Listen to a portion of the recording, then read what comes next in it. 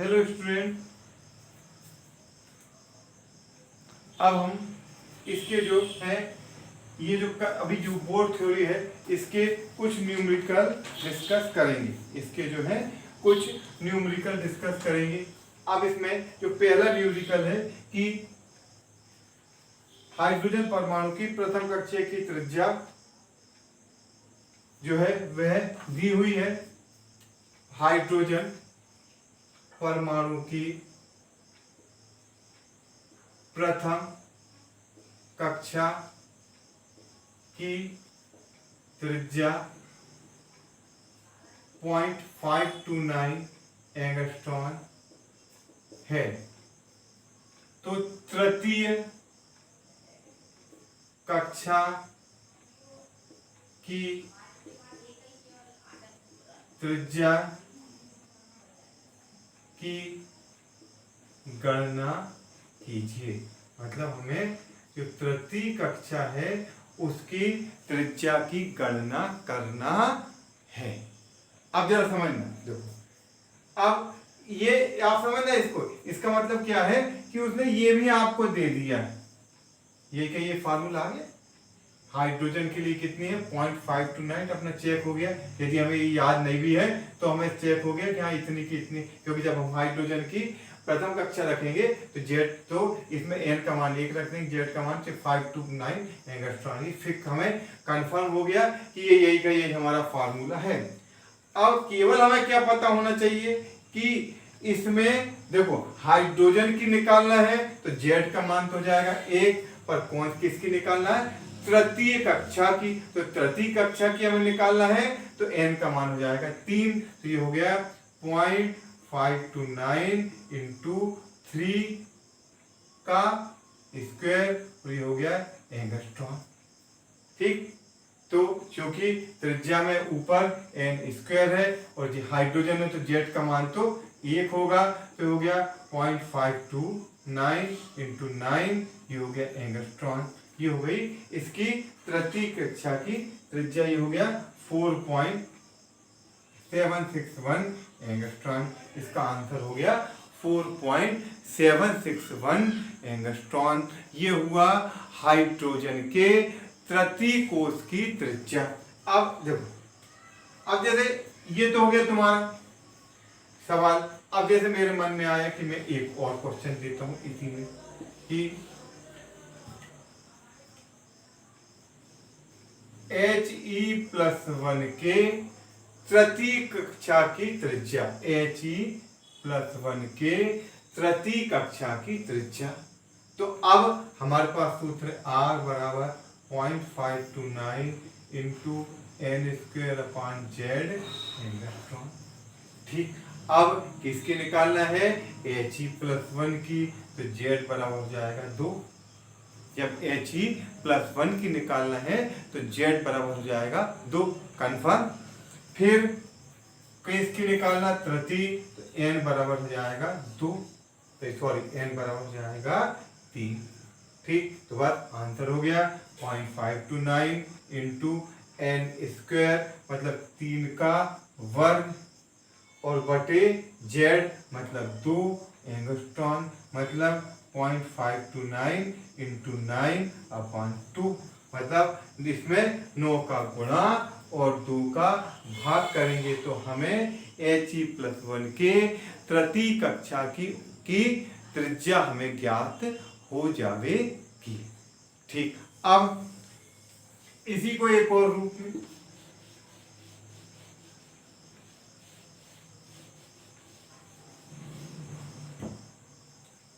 Hydrogen की प्रथम कक्षा की त्रिज्या a हो तो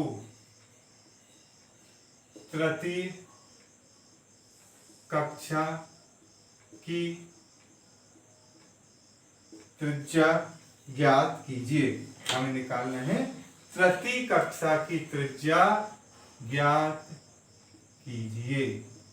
सवाल है कि हमें देखो, अब हम क्या करेंगे, इसका सबसे अच्छा तरीका देखो, इसमें ए दिया है, हमारा फार्मूला अपन देख लेंगे। ये देखो क्या हुआ, ए बराबर त्रिज्या दी है ए, तो यानी देखना ये हो गया त्रिज्या 0.529। अब इसमें हाइड्रोजन की प्रथम की त्रिज्या ए दी है, तो इसको कुछ भी नहीं करना है, केवल क्या करना है, इसकी निकाला तृतीय की, तो इसमें जो हाइड्रोजन की है उसमें क्या करना है, 9 का गुणा करना है, क्योंकि त्रिज्या में क्या होता है, 3 त्रिज्या में ऊपर आएगा तो जाएगा a इंटू 3 का स्क्वायर, तो हो जाएगा 9a, मतलब ये हो जाएगा 9a। अब ये हो जाएगा 9a। अब चाहो तो इसको हम दूसरे शब्दों में एक दूसरे तरह से भी सॉल्व कर सकते हैं। अब जैसे क्वेश्चन आया त्रिज्या, तो He+1 की तृतीय कक्षा की त्रिज्या ज्ञात कीजिए। तो हाइड्रोजन की 1 है, तो बस हमें ऐसा दिया है तो कुछ भी नहीं है, फिर तो ये 0.529 भी याद करने की जरूरत नहीं है। हमें केवल क्या पता होना चाहिए कि इसमें n² का गुणा होता है और z का भाग, तो ये हो गया a गुणित n² का गुणा, n² मतलब तृतीय है तो हो गया 9, और He+1 है तो z का मान 2, मतलब 9a/2 मतलब 4.5a। ये जो है ये उत्तर जाएगा 4.5a या 4.5a। ठीक, तो ये हो गई तुम्हारी, ये हो गया तुम्हारा बोर की त्रिज्या। अब इसके बाद ये हो गया पहला न्यूमेरिकल। अब हाइड्रोजन की चतुर्थ कक्षा में इलेक्ट्रॉन के वेग निकालना है। H के चतुर्थ कक्षा में इलेक्ट्रॉन का वेग ज्ञात कीजिए। अब ये जो इलेक्ट्रॉन का जो वेग ज्ञात करना है, ये हमें ज्ञात करना है चतुर्थ कक्षा में, चौथी कक्षा में।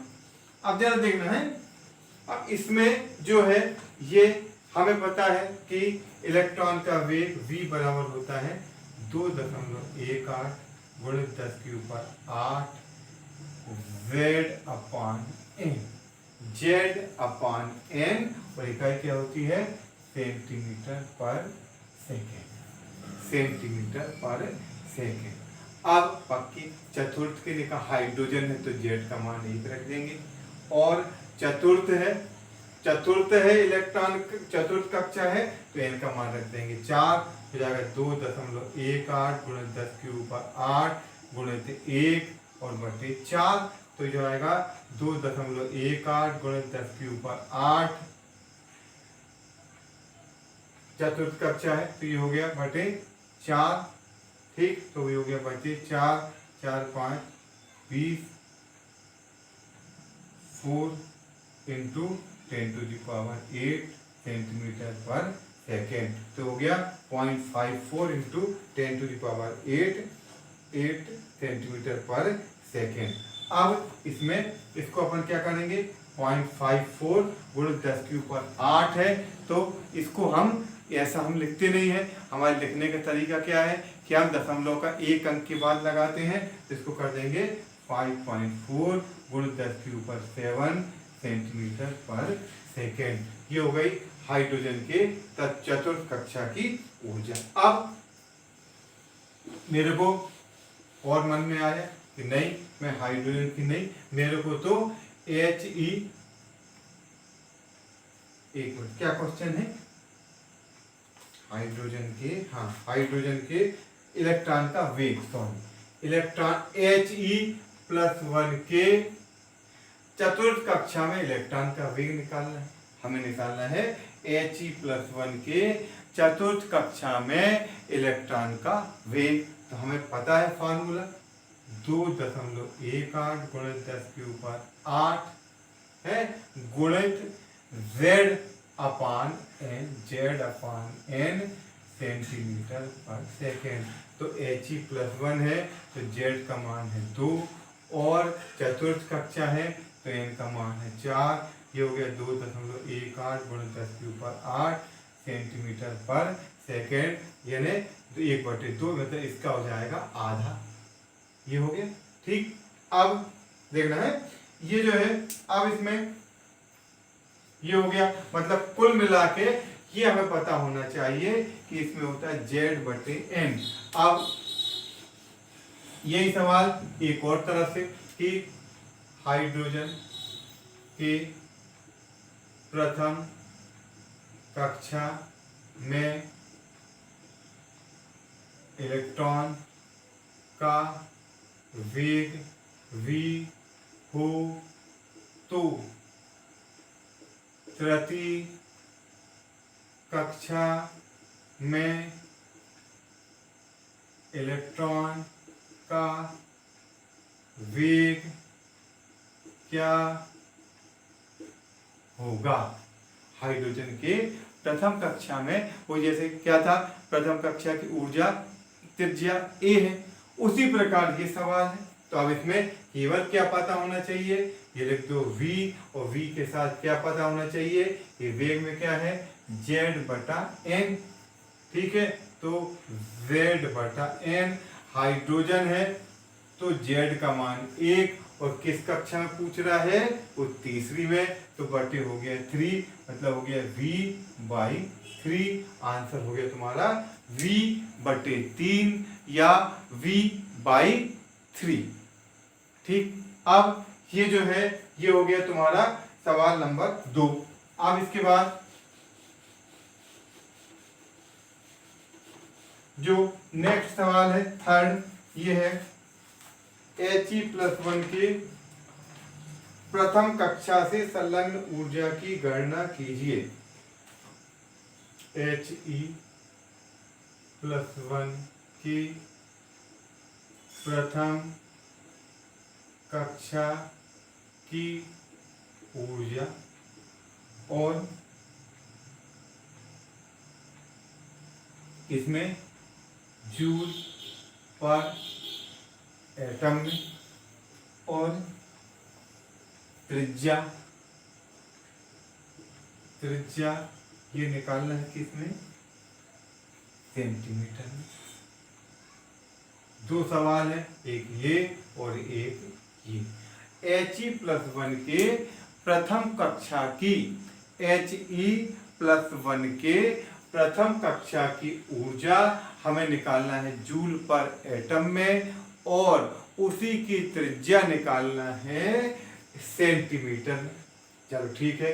अब हमें क्या पता है कि जूल पर एटम का सूत्र क्या है बेटा, जूल पर एटम का सूत्र तो देखो ऋण 13.6 गुणित 1.6 गुणित 10⁻19 जूल पर एटम का ये सूत्र है। अब He इसमें क्या होता है Z² बटा n²। अब इसमें दो है ना, अब किसकी पूछ रहा है, पहला सवाल कर रहा हूं मैं फर्स्ट, मतलब He+1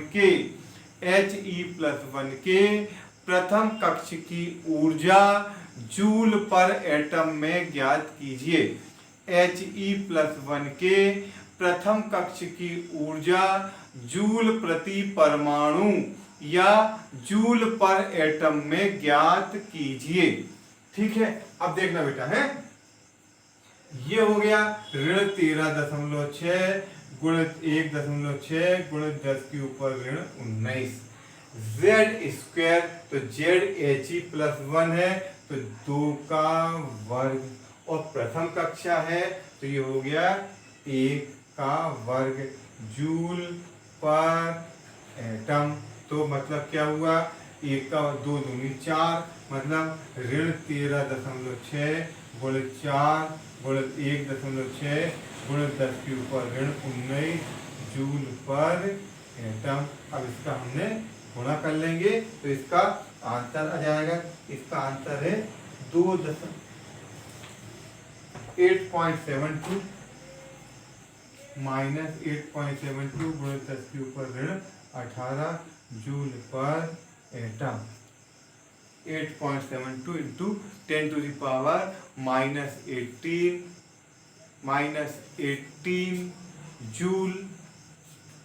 joule per atom.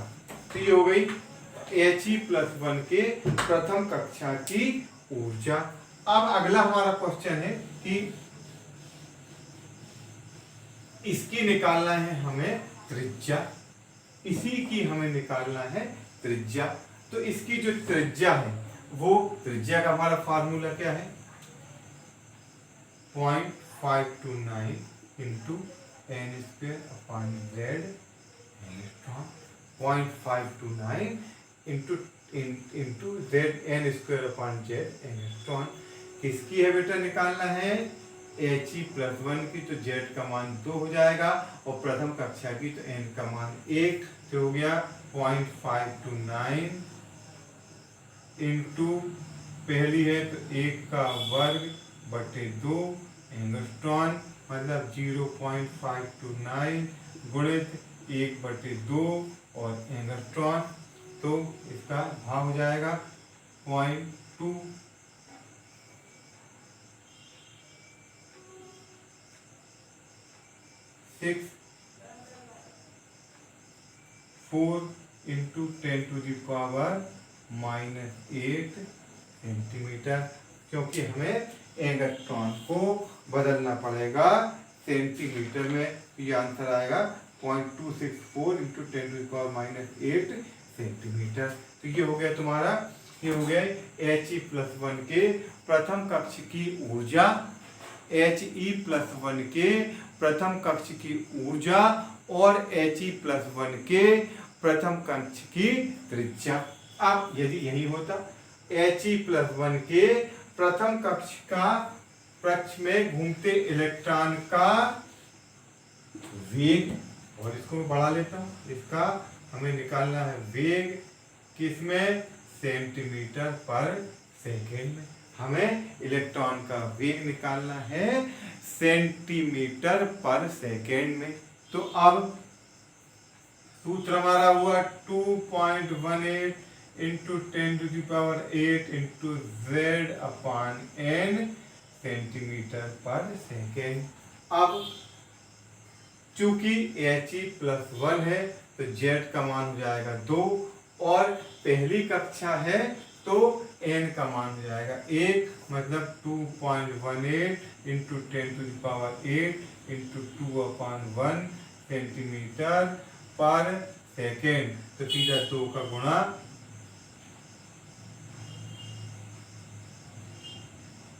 4.36 into 10 to the power 8 centimetre per second. ये हो गई He+1 के प्रथम कक्षा की ऊर्जा, त्रिज्या और उसका वेग। He+1 के प्रथम कक्षा की ऊर्जा, उसकी त्रिज्या और उसका वेग।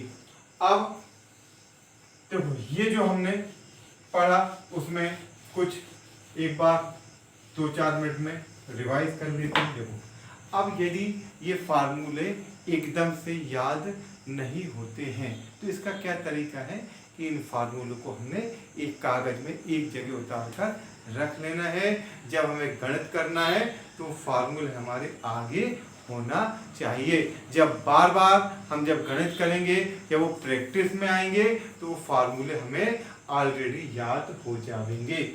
ये जो इलेक्ट्रॉन की ऊर्जा है ये है किसमें ऋण 13.6, ये है इलेक्ट्रॉन वोल्ट पर एटम में। जब इसमें 1.6 गुणा 10 के ऊपर ऋण 19 का गुणा कर देंगे तो यह जाएगी जूल पर एटम में। जब उसमें 6.023 गुणा 10 के ऊपर 23 का गुणा, मतलब एवोगाड्रो संख्या का गुणा करेंगे तो ये जो है ये जाएगी जूल पर मोल में, और फिर उसके बाद 3 पावर कम कर देंगे तो आ जाएगी किलो जूल पर मोल में। तो देखो ये कितने प्रकार से है, electron volt per atom, joule per atom, joule per mole और किलो जूल पर मोल।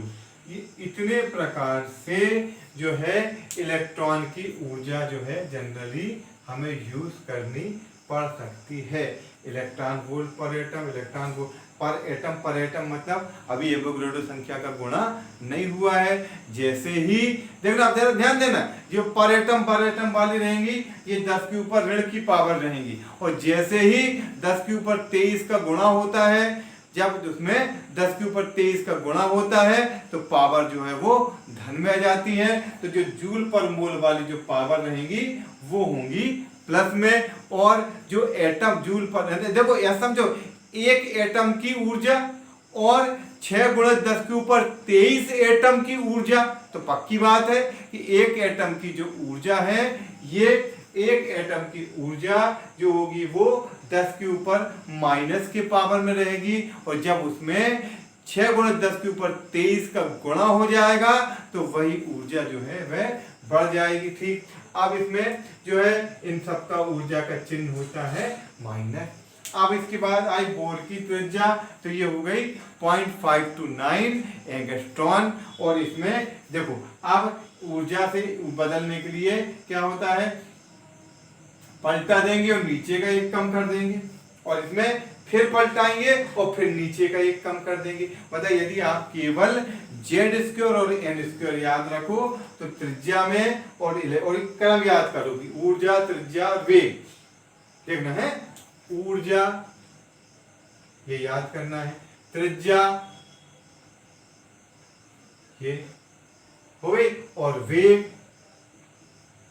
वेग में फिर पलटाया, और जो है जब हमेशा कम करेंगे नीचे का, तो ये हो गई ऊर्जा, त्रिज्या और वेग। तो हम जो है इस प्रकार से इलेक्ट्रॉन की ऊर्जा, इलेक्ट्रॉन की त्रिज्या और इलेक्ट्रॉन का वेग। अब इससे जो है ये सवाल, इसके और कठिन सवाल जो हैं वो मैं आपको अगले लेक्चर में कराऊंगा, जिसमें इनका लाइमन, बामर, पास्चन, ब्रैकेट, फुंड वगैरह श्रेणियों का वर्णन होगा। ओके बेटा, थैंक यू।